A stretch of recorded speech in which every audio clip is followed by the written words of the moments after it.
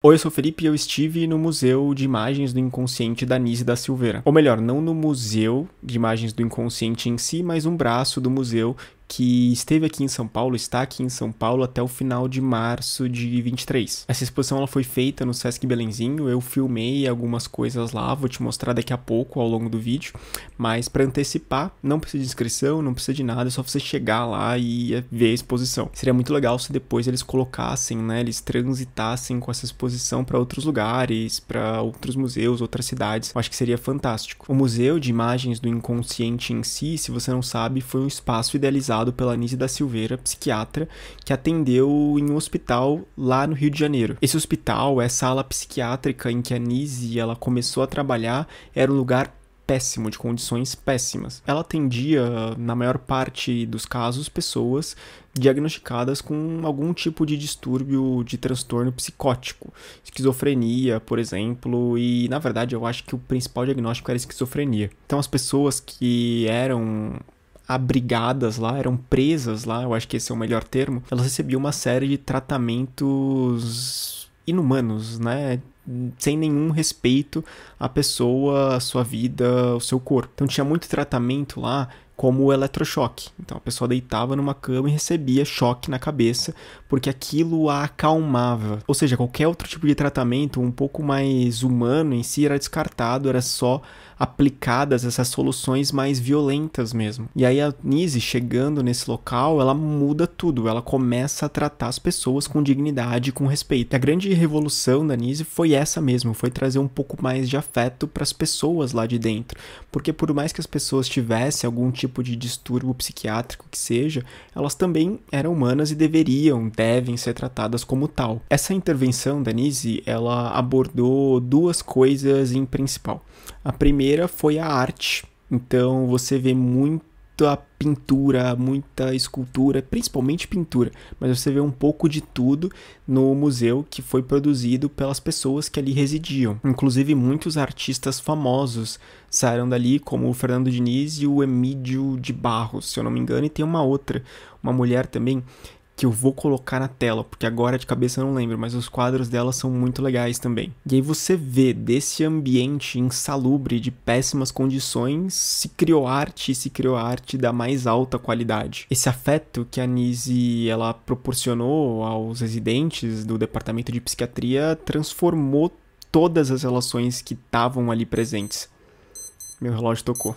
Voltando. E essa forma de tratamento que a Nise trouxe para os residentes mudou completamente tudo ali. Então as pessoas que eram mais agressivas ou que eram resistentes ao tratamento, e vamos combinar que por uma boa razão, você não vai aceitar de bom grado tomar choque na cabeça. Então todo mundo ali começou a se entender melhor, as pessoas começaram a evoluir, elas começaram, em termos de prognóstico da doença, a avançar muito depois desses métodos introduzidos pela Nise. O método do afeto, né, diga-se de passagem. Esse método do afeto ele passou muito pela arte, mas ela também passou por uma outra introdução que a Nise fez, que é comentado também durante a exposição, que foram os animais. Então a Nise colocou cachorro, um monte de cachorro ali dentro do departamento de psiquiatria, e aquilo agradou muito demais todo mundo que ali vivia, trouxe uma alegria diferente, né, para geral ali de dentro. Então tem pintura, por exemplo, que as pessoas internadas ali faziam dos cachorros, tem fotos deles juntos, é algo muito legal mesmo. Mas é claro que tudo o que a Nise fez criou certas resistências, né, especialmente para as mentes mais antigas do departamento de psiquiatria. Então a Nise, ela foi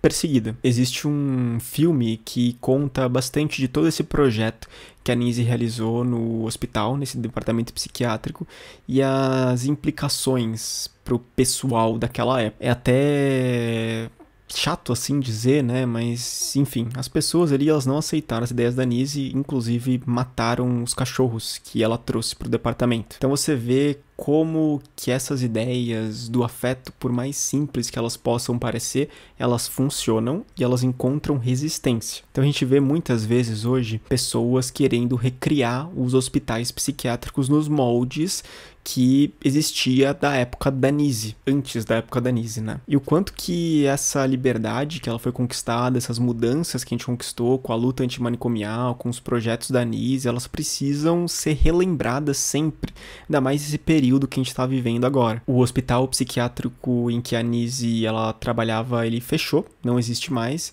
e agora existe esse museu, o Museu de Imagens do Inconsciente, que é um museu que foi criado em 1952, se eu não estou enganado. Ele existe até hoje, ele ficou um tempo parado. Ele ficou um ano parado em reformas, em 2022.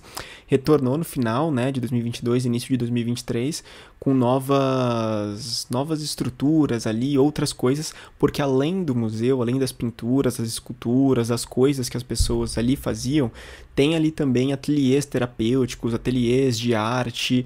Então é de fato um espaço muito bacana de se visitar caso você esteja no Rio de Janeiro, e caso você não esteja, quem sabe acompanhar uma desses movimentos, dessas exposições itinerantes com uma parte do acervo que está circulando agora no Sesc Belenzinho. Vou mostrar agora algumas imagens que eu fiz lá.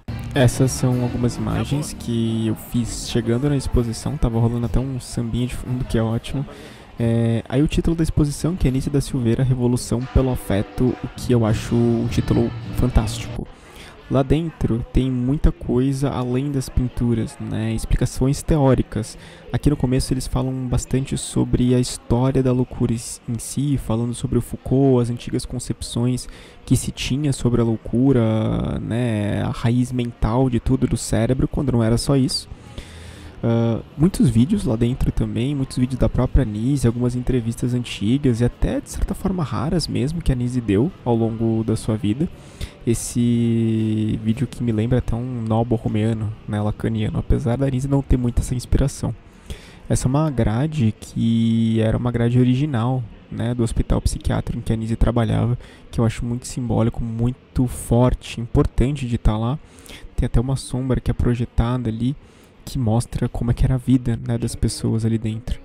No final da exposição, esse já é mais pro final, tem muita explicação teórica falando sobre as inspirações da Nise, especialmente o Jung, as mandalas.